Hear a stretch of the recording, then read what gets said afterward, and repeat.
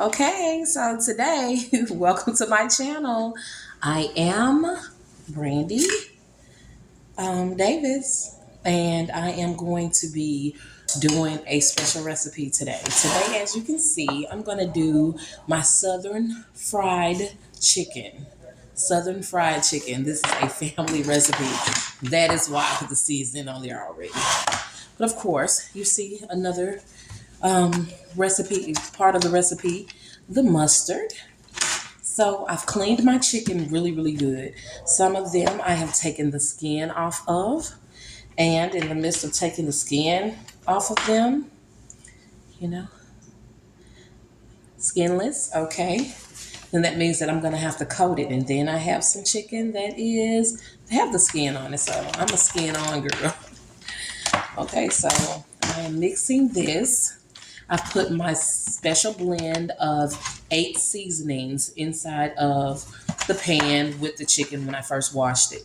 And then after I mixed it up really, really good, I added mustard to it so that it could just, get into the pores of that chicken and give it that kick.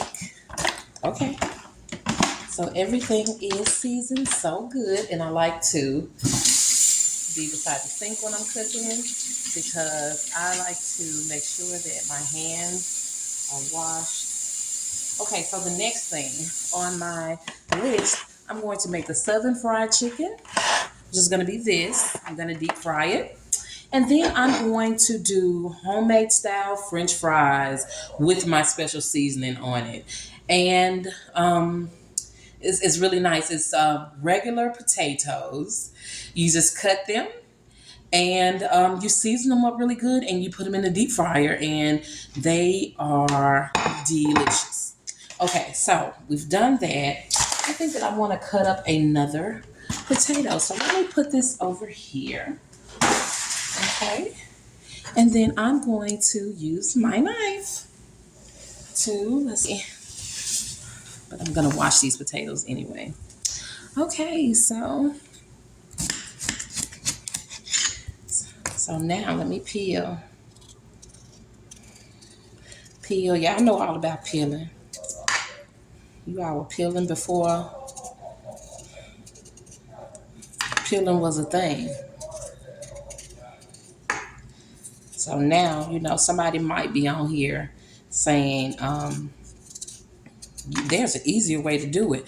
But I mean, you take the art of cooking out of it when you take away all the ways that you can prepare food, the way you cut it, the way the way that it's diced, type of seasoning you use, what kind of, it could go all the way down to what kind of pot and pan you use. Old school people, most of them cook with a cast iron skillet. My grandmother always cooked with a cast iron skillet. So these days, I'm cooking with a different kind of skillet. And not because, I'm just like, I'm not cooking in a cast iron skillet. It's just the fact that, that wouldn't be our choice aesthetically. It doesn't look good in our kitchen. But back in the old days, they didn't care what looked good in your kitchen. If it could really, really fry some chicken, then that's what they was going to use. So that's how that cast iron skillet just was like, gave it that crispy feeling or taste. Now, and then I'll taste somebody, I don't care whether or not you, it doesn't matter really if you're a good cook or a bad cook. If you cook chicken in a cast iron skillet, it's gonna taste good. It's gonna taste good. That crunch is going to make it feel more like, oh yeah, this chicken is good. And it may not even be good. As long as it's two things to a chicken. The seasoning, one thing. And the second thing is how crispy it is. If it's fried chicken. Two things to baked chicken. The seasoning and how easily it comes off the bone. Those are two things for baked chicken. Now you got boiled chicken and all that, boiled automatically gonna come off the bone. You got chicken, either way it go, chicken is just one of those meats that have to be well done. Have to be well done. and seasoned right. And that's why, and if it ain't seasoned right, then sometimes we just get hot sauce and season it on up. Now I should have went and got my cutting board. Where's my cutting board?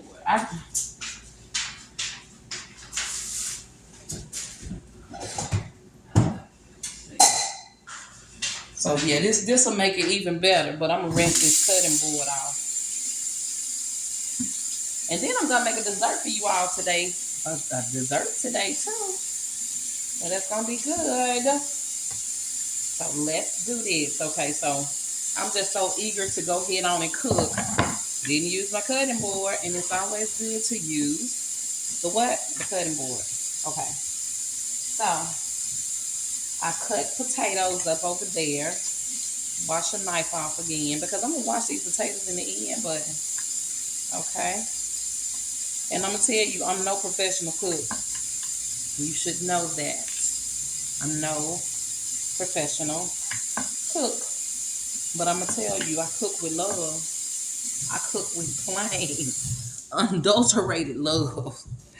Okay, so I'm gonna take these and put them over there. And then because I am cooking for a family of 4, well, Kingston and Christian are here, me, Tyree, and I think Ashanti, my daughter, and my son-in-law, and my 2 grandbabies may drop in. And I'm always trying to make sure that in case they drop in, Grandma got you held down. So let's look at this next potato.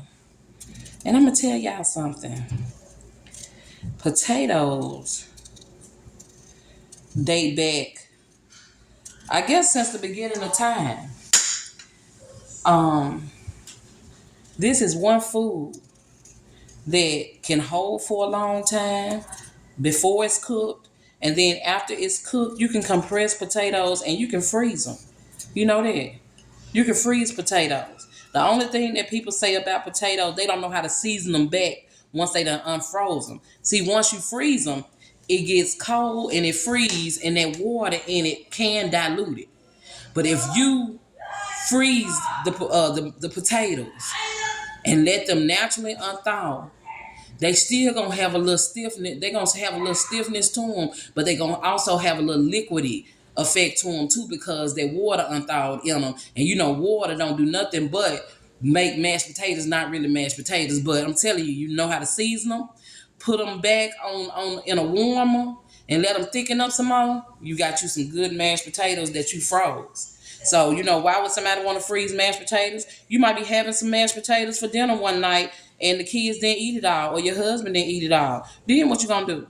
You know what I'm saying? So, food, you don't waste food. If you know you made some mashing potatoes, the best thing for you to do is to get you a Ziploc bag or get you a little Tupperware container or whatever you need to have that's going to hold in the moisture and hold in the potato, the flavor.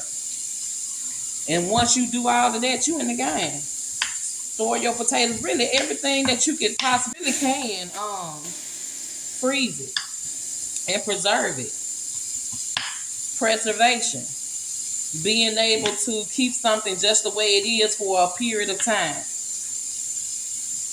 And that's how those potatoes will be. And they'll be just as good. You just got to add a little more seasoning and warm it up where you can dilute that water. Trying to tell you now, I've been cooking my whole life since I was 6 years old. So, but these days I'm kind of doing a little light work because I'm telling you now, these kids are getting older and they're getting out the way. Now, the next thing, so these are the potatoes. These are the potatoes. These are the potatoes. You see that? The potatoes. Okay, so now I got the potatoes. I have the chicken, which is getting ready to go under the flour. And then I'm going to, let me put that to the side. I'm always wiping my counters now. I'm telling you, I don't know about nobody else, but I know one thing. I'm not going to have no dirty counters. No dirty counters, no dirty utensils. I'm gonna put my stuff, my trash, in the garbage. I'm gonna fit these in the sink with the clear sink. And I am going to wash them. Let them wash, let them rinse. Okay, so I'm gonna do that. So today is a good day. Let me get back to the chicken. Okay, so here is our chicken. Woo! Special recipe right there. All right, special recipe.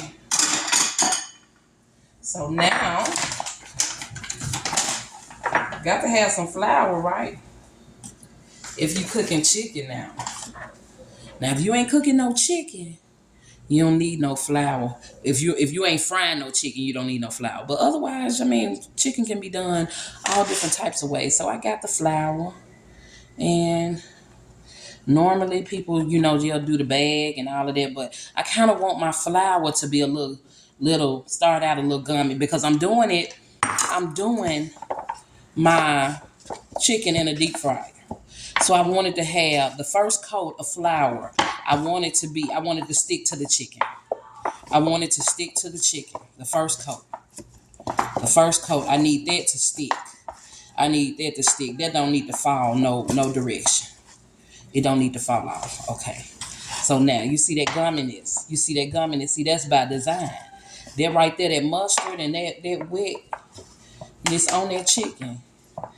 So now you got that chicken. That chicken is looking gummy and mangled. Okay. So I'm telling you, this is the key to doing Southern fried chicken. Okay. All right. So now I done that part. But see, I like for my hands to stay clean for the next task. So I'm rinsing my hands off. Give me a paper towel. Rinse my fingers off. Okay. Rinse my fingers off. And then,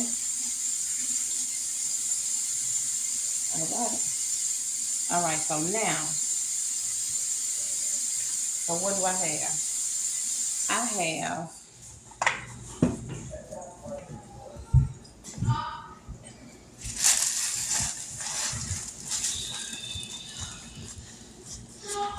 okay, so here we go.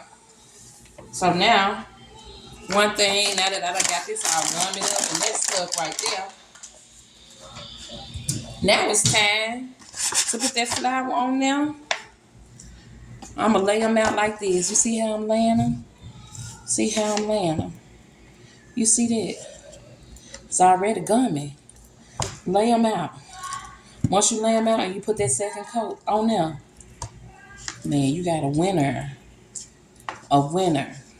Okay, so now, and you can't be scared to get your hands dirty when you're cooking good old country Southern fried chicken. You can't be acting all extra now.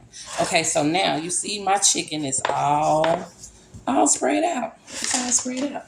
So now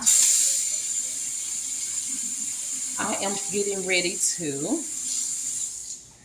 And I know my hair is all over my head. But when you cooking Southern fried chicken, you ain't worried about no hair. You trying to make sure that chicken right. Okay, so I'm dousing it. And I'm dousing it. All right, girl. All right. Okay. And so then what you do is you flip that chicken on the side where ain't none it. You flip that chicken. You see how that's sticking? You see how that's sticking on that chicken? You see that? Now I'm turning it over. Now I'm finna turn it over. You see, now that top flour is sticking.